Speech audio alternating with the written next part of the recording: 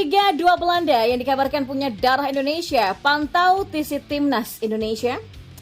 Di informasi bola selanjutnya, Sinteyong siapkan strategi khusus untuk kalahkan lawan-lawan Timnas Indonesia di Piala Asia 2023. Dan yang terakhir, sombongnya barisan lokal pride tak sudi minta maaf meski jelas-jelas salah.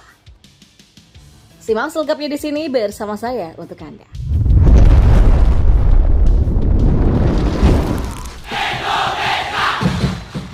Ya, striker Liga 2 Belanda Delano Ladan nampak memantau training camp atau TC Timnas Indonesia di Turki.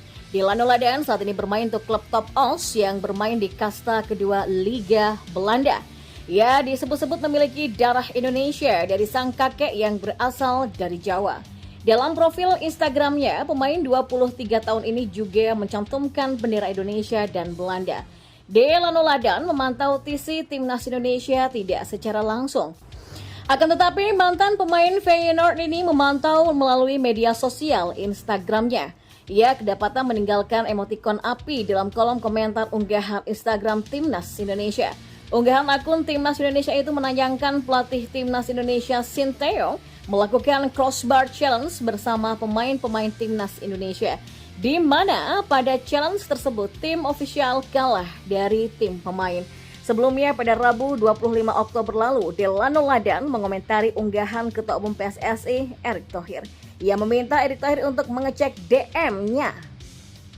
Bisakah Anda melihat DM? Tulis Delano Ladan. Ya, belum diketahui motif dari Delano Ladan melakukan DM kepada Erick Thohir. Namun pemain 177 cm itu cukup mendapatkan menit bermain di top Os pada musim ini. Sejauh kompetisi berjalan hingga pekan ke-20, Delano Ladan mendapatkan 14 kali tampil dengan total 627 menit bermain. Ia sudah mencetak 1 gol saat menahan imbang Helmond Sport. Selain bisa bermain sebagai penyerang tengah, Delano juga berposisi di pos sayap kanan dan kiri serta gelandang serang. Delano Ladan sebelumnya juga sempat memperkuat Timnas U17 dan U17 Belanda. Ya, pelatih Timnas Indonesia Sinteyong bocorkan strategi khusus untuk mengalahkan lawan-lawannya di Piala Asia 2023. Piala Asia 2023 sendiri bakal dilangsungkan di Qatar kurang dari 2 pekan lagi. Ya, skuad Garuda sendiri satu grup dengan Irak, Vietnam, dan juga Jepang. Timnas Indonesia secara peluang di atas kertas tentu berat untuk bisa lolos ke babak berikutnya. Faktor pertama tentu adalah posisi peringkat FIFA Timnas Indonesia yang paling bawah di antara 3 tim peserta grup D. Timnas Indonesia berada di ranking ke-146. Posisi tersebut juga jauh tertinggal dari Jepang yaitu 21, Irak di ranking 63 dan Vietnam di ranking 94. Meski begitu, Sinteyong tidak terlalu memikirkan hal tersebut.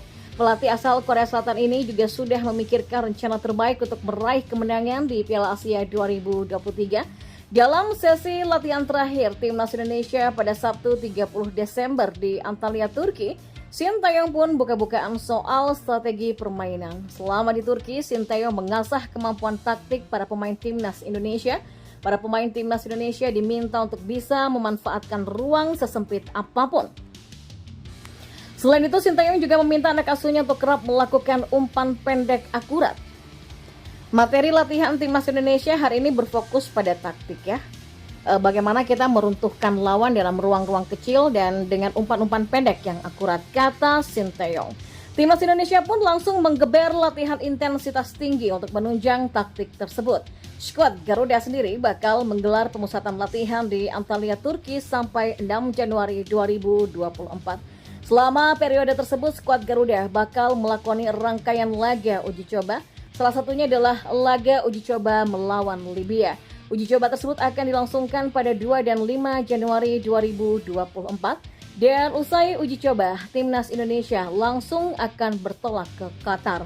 Timnas Indonesia bakal melakoni satu lagi laga saat jumpa Iran pada 9 Januari 2024. Dan usai laga tersebut, skuad Garuda akan langsung menetap laga perdana melawan Irak pada 15 Januari 2024. Dan kita beralih ke informasi yang terakhir. Ya, beberapa waktu yang lalu, koordinator Save Our Soccer, Akmal Marhali, membuat pernyataan yang menuai kontroversi dan cukup mengganggu kekondisivitasan para pecinta timnas Indonesia.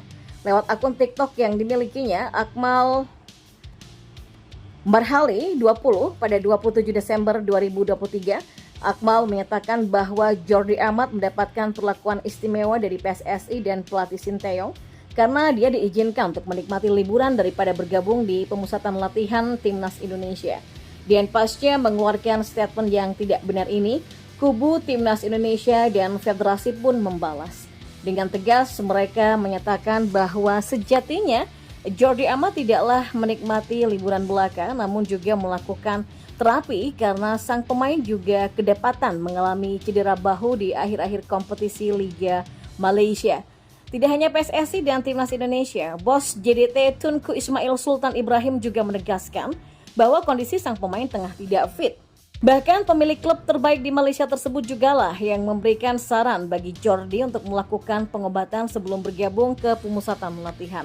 Dan terlihat jelas dari sangkalan-sangkalan berbagai pihak ini, Akmal Marhali yang dikenal publik pecinta sepak bola nasional berada di klub lokal Pride itu tidak memberikan pemberitaan yang salah kepada halayak publik. Tapi sayangnya, meskipun demikian, Akmal menegaskan dirinya tidak sudi untuk minta maaf bahkan menantang siapapun untuk menggugatnya. Pernyataan tersebut bahkan terekam jelas dalam unggahan akun TikTok Wong Ngapak PBG pada 30 Desember kemarin. Dalam pernyataan itu, Akmal tidak akan meminta maaf karena merasa di pihak yang benar. Oh, saya tidak akan minta maaf. Kalau nggak suka silahkan gugat saya, kata Akmal. Dirinya bersikukuh bahwa tidak ada kabar hoax yang dia sebarkan sehingga akan selalu siap jika ada yang menggugatnya terkait hal tersebut.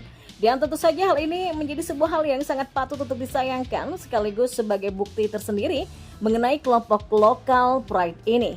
Dari apa yang dikatakan oleh Akmal yang dengan keras kepala tidak akan meminta maaf meskipun sudah jelas memberikan berita yang salah, kita sudah bisa menerka bagaimana kepribadian mereka yang mengisi barisan lokal Pride ini. Padahal sudah jelas-jelas memberikan berita yang tidak benar, namun tetap saja sulit untuk meminta maaf. Memangnya semahal itukah kata maaf dari kelompok lokal Pride?